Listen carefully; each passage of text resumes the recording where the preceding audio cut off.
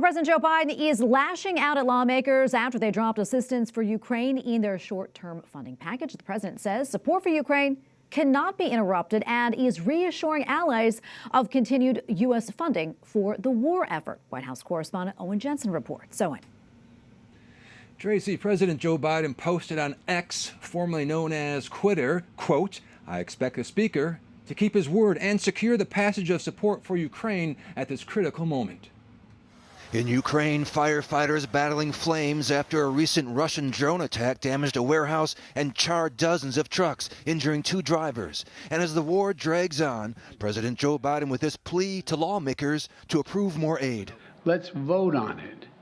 And I want to assure our American allies and the American people and the people of Ukraine that you can count on our support. We will not walk away. And in the White House press briefing room today, more questions on more money for Ukraine. We're going to continue to advance our national security priorities because by helping Ukraine, we are also protecting and delivering for the American people and our national security. So that's important as well. Meanwhile, in New York, arriving for trial, former President Donald Trump, who is also the current Republican frontrunner for the White House. Trump denouncing the civil fraud case over his business practices as a politically motivated scam. The lawsuit could cost him control of Trump Tower and other prized properties. This trial could have been brought years ago, but they waited till I was right in the middle of my campaign.